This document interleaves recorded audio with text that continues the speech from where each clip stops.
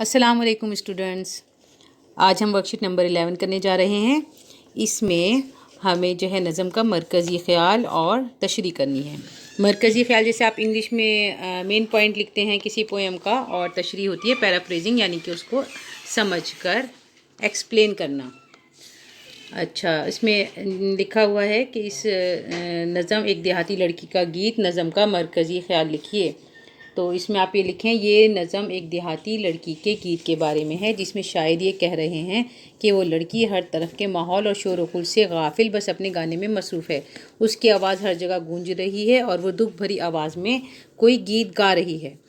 اور یہ نیچے شعر دیے ہوئے ہیں جن کی تشریح کرنی ہے۔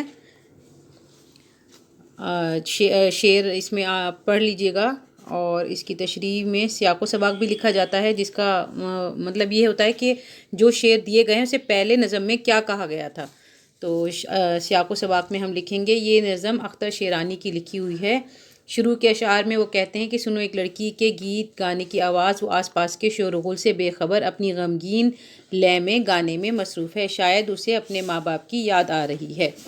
آگے ہم تشریح کریں گے۔ آگے کے اشعار میں شاعر کہتے ہیں کہ صبح مندر سے گھنٹے کی آواز آ رہی ہے، چڑیا اپنے گھونسلے سے نکل کر جنگل میں چیچی کر رہی ہے، کہیں سے بکری کی میں کی آواز تو کہیں گائے کے بچے کے چلانے کا شور ہو رہا ہے، مگر ان سب پر ایک آواز چھائی ہوئی ہے جو ایک دیہاتی لڑکی کی ہے۔